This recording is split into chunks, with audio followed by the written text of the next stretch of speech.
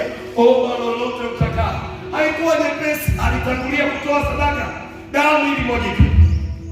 Na damu ya Yesu ina mambo makuu matatu. Andika, ndani ya damu ya Yesu kuna mambo makuu matatu. Jambo la kwanza, damu ya Yesu inatangaza kwa habari ya uwepo wa Mungu aliye hai. Maana once you talk about the blood, you talk about the life of Christ. Unaongea kwa habari ya maisha ya Yesu Kristo. Kitabu cha Kumbukumbu la Torati anasema 4, anazungumza pale, anasema ya kwamba na ile damu usile, maana damu ni uhai. Maana kama damu ni uhai, ina maana damu ya Yesu ni uhai wa Yesu. Jamani, amina. Maana chochote wanachokitamkia, Ufunuo 12:11 anasema nao wakamshinda kwa damu ya mwana kondoo. Maana hawakumshinda kwa kimiminika, walimshinda kwa uhai wa Yesu Kristo. Jamani, Bwana asifiwe.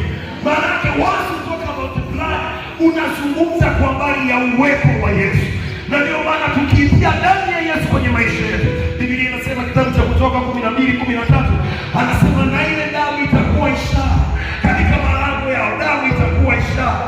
Anapozungumza kwamba damu itakuwa ishara, maana yake ule wokovu ambao Mungu alifanya kupitia agano la damu utakuwa ishara kwenye maisha yao. Na ndio maana tukiisha kuokoka, tunayo ishara, tunayo alama ya kwamba sisi sio kama wao. Sisi ni watoto wengine ambao tayari DNA zetu zimetoka kwenye asili za koo zetu, tumeingia kwenye DNA ya Yesu Kristo kwa jina la Yesu. Jamani, Bwana asifiwe. Kwa hiyo ukiendelea kubakia na ile hali ya DNA ya ukoo wako, kuna tabia zitakufa. Lakini ikiingia kwenye DNA za ukoo ambao mimi nimeingizwa ndani yake, huo ukoo wa Yesu, anasema yeye alifanyika mzaliwa wa kwanza miongoni mwa ndugu wengi.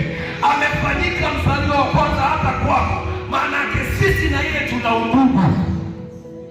Si kama naongea na watu ambao wana undugu na Yesu. Nasema mimi na Yesu tuna undugu, wewe na Yesu na undugu. Maana yake mimi ni familia moja, na si familia kwa sababu ya maandiko, ni familia kwa sababu ya agano la damu. Jamani, amina. Usoma Ibrania anasema yeye ni mjumbe wa agano jipya.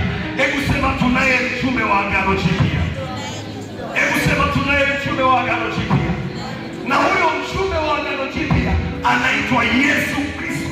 Kwa hiyo alipokufa alituachia urithi wa damu. Sema urithi wa damu, ama unatangaza uhai wake. Jambo la pili, damu ya Yesu inaleta baraka za rohoni.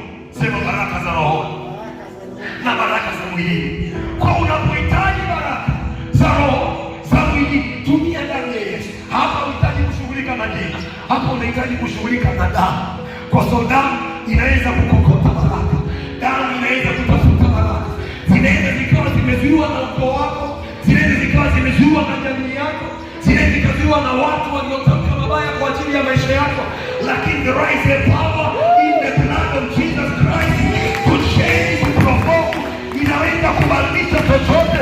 Na asubuhi ya leo nataka nikutangazie kwa habari ya mamlaka iliyoko ndani ya damu ya Yesu, kuleta baraka za maisha yako, kuleta baraka za ukoo wako, kuleta baraka za utajiri wa rohoni, kuleta baraka za utajiri wa mwilini.